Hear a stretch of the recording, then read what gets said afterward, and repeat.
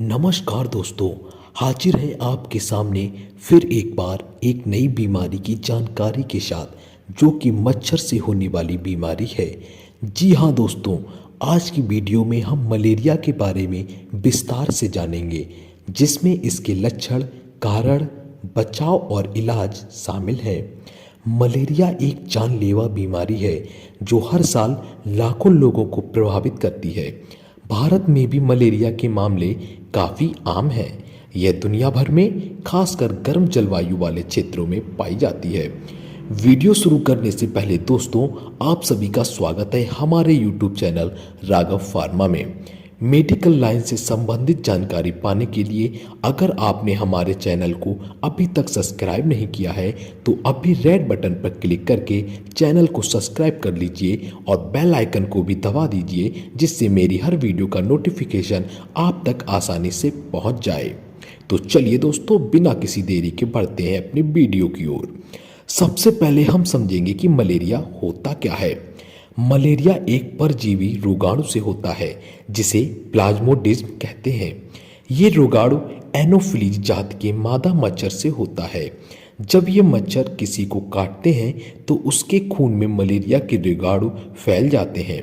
ये रोगाणु व्यक्ति के लीवर की कोशिकाओं तक पहुंच जाते हैं और वहां नुकसान पहुंचाते हैं।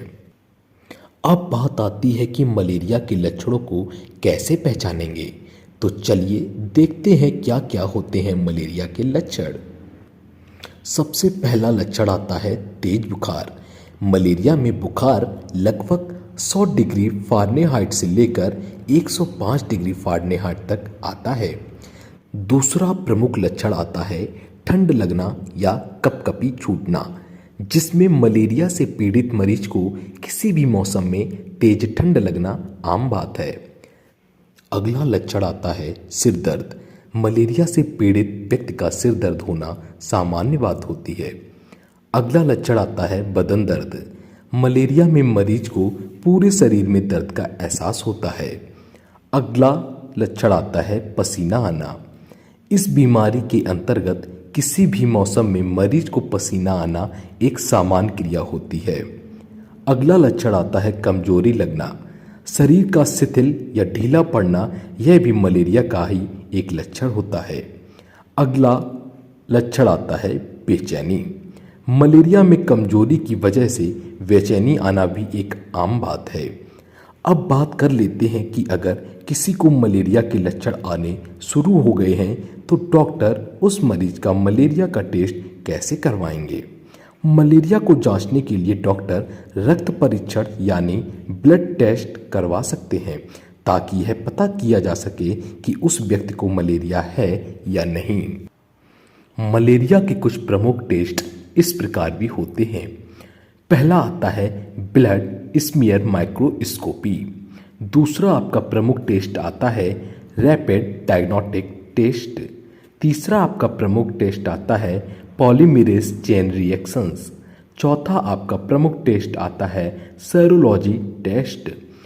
पांचवा और आखिरी प्रमुख टेस्ट आपका आता है एंटीजन डिटेक्शन टेस्ट।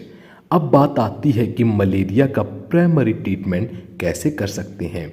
मलेरिया के प्राइमरी ट्रीटमेंट के आधार पर हम कुछ एंटीबायोटिक्स ले सकते हैं, लेकिन इसके लिए भी हमें किसी डॉक्टर के परामर्श की आवश्यकता पड़ती है, जैसे chloroquine 500 mg, hydroxychloroquine 200 mg, doxycycline तथा अंत में मलेरिया रोधी आर्टिमेथर ल्यूमेनफेंट्राइन है। इतने से आराम न मिलने पर आप इंजेक्शन भी लगवा सकते हैं, जैसे अल्फा बीटा आर्टिथर इंजेक्शन। अब अंत में बात आती है कि मलेरिया को होने से कैसे बचाया जा सकता है। तो इसके लिए हमें कुछ ज़रूरी बातों का ध्यान रखना पड़ेगा, जैसे रात में सोते समय मच्छरदानी का प्रयोग करना बहुत ज़रूरी होता है। अपने घर के आसपास या घर के अंदर कहीं भी जल का भराव या जल जमाव ना होने दें। शाम के समय घर से बाहर निकलते समय पूरी आस्तीन के कपड़े पहने और मॉस्किटो रेपेलेंट का प्रयोग करें। तो दोस्तों, ये थी हमारी मलेरिया से जुड़ी कुछ प्रमुख जानकारी। उम्मीद करते हैं आपको वीडियो पसंद आई होगी। दोस्तों कृपया ये वीडियो अपने दोस्तों को भी ज़्यादा से ज़्यादा शेयर किए, जिससे आपके दोस्त भी मलेरिया की चपेट में आने से बच सकें। चलिए बहुत जल्द मिलते हैं नेक्स्ट वीडियो में, तब तक के लिए नमस्कार, स्वस्थ रहिए, जय हिंद।